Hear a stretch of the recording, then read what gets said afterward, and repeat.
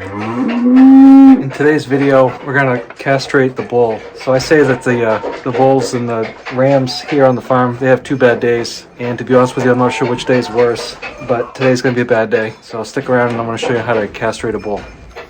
You can get these at Tractor Supply or Valley Vet, or even your local veterinarian might have some they can sell you. I usually use these. These are 22 gauge, so they're a smaller gauge and they're fine for cows and sheep. Some people use 18 or 16 gauge. And depending on what the medicine is, you may need a 5. So some of you may find this disturbing, and it was disturbing for me at first.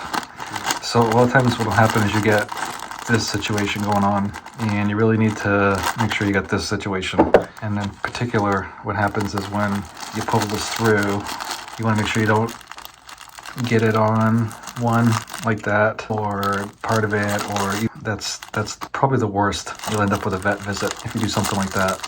So you want to make sure you feel around and make sure they're both seated down, and then you release, and then you just kind of, you're gonna have fingers however you need to do it, release it, and then you can break away, and then there's your end result. Had a viewer ask me, when do you remove the band? And the answer to that is a hard never. You never take the band off. If you have an incident where you have to remove the band, you're gonna need to get a vet out there. I mean, unless you just did it like 2 seconds ago. But what happens is it cuts the bloodstream off, so it's like a tourniquet. And at that point, if you have restricted the blood is no longer oxygenated, so it kills the tissue dies. And then if you were to release the band, so the blood comes back through here again, you can get blood poisoning or gangrene. So you never, ever, ever take this band off once you put it on. My CDT vaccine, I'm gonna give 5 cc of this. And then I have my 6 milliliter syringe, and they come in all different sizes. I've got some 3s, some 12s. I didn't have any 5s, so I'm going to use a 6 this morning, which is good because I can actually draw on a little bit more and then clear the needle.